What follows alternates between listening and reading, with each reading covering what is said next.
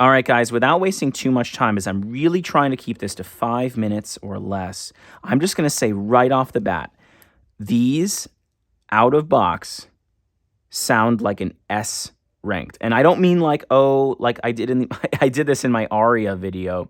I was like, these sound like S ranked because I enjoy them that much. And that actually did change with time. The more I listened to other gear and did comparisons, and the more I listened to things that were truly, truly great, the more my appreciation for the Aria declined.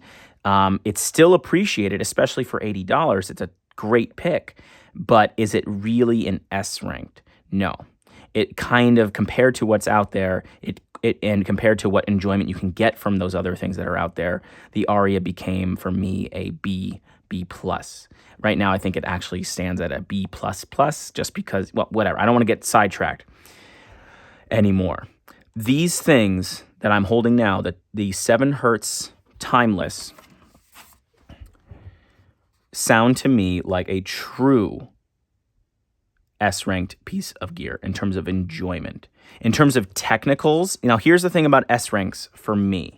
I don't judge things on technicals alone. If something is technically very good at retrieving detail, at separating instruments, at having a wide soundstage, blah, blah, blah, blah, blah, it may still be a B-ranked item, like the Aria kind of is to me. But if the technicals play in just the right aesthetically pleasing way, alongside a really phenomenal tuning, then it gets a bump up in total enjoyment, and I sing praises for it. That's my way now of ranking.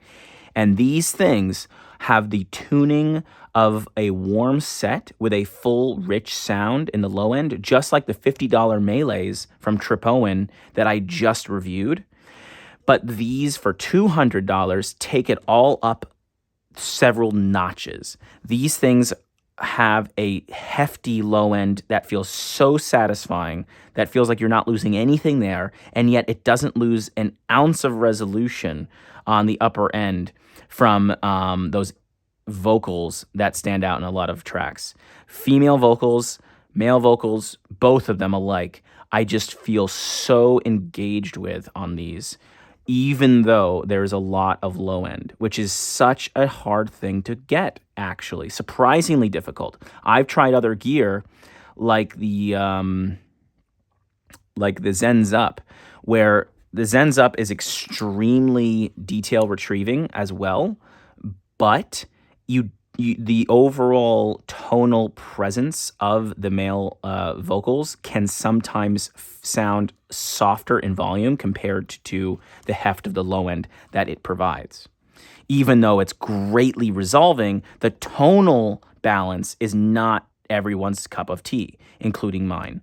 So the Zen's Up are generally very enjoyable at like an A+ for me, still are. I keep having to go back and forth. I'm still thinking, like, if the things sound recessed enough, should I lower the grade? But they really are enjoyable. They really are. It's just that they're not totally enjoyable all the time as well as they could. And so it never quite got to an S rank, the Zen's Up. But this 7 Hertz Timeless, I swear, guys, out of box impressions, I am in love with these things. These things made me get up off my chair and dance. Like, actually, it was one of those magical first impression experiences. It was one of those. The Zen's Up had a magical out-of-box impression experience, but the more I listened to it, the more I had caveats about the male vocals being recessed and all that, whatever. These, I have not found anything that sounded recessed yet. I'm just like, I'm constantly being blown away by how really flawless it almost feels to be. Nothing seems hidden yet. Everything seems full and clear. And oh my goodness, like maybe the only downside is taste preference, because for me, the overall heft in the low end is ever present throughout my tracks, more in some tracks than I may necessarily be accustomed to enjoying. Like if it's a female acoustic track, vocalist acoustic track, I may want a little less of the low end so I can appreciate more of those pristine vocals standing by themselves. That's where the MEST really excels. but the MEST is $1,300 and this is $200, much cheaper.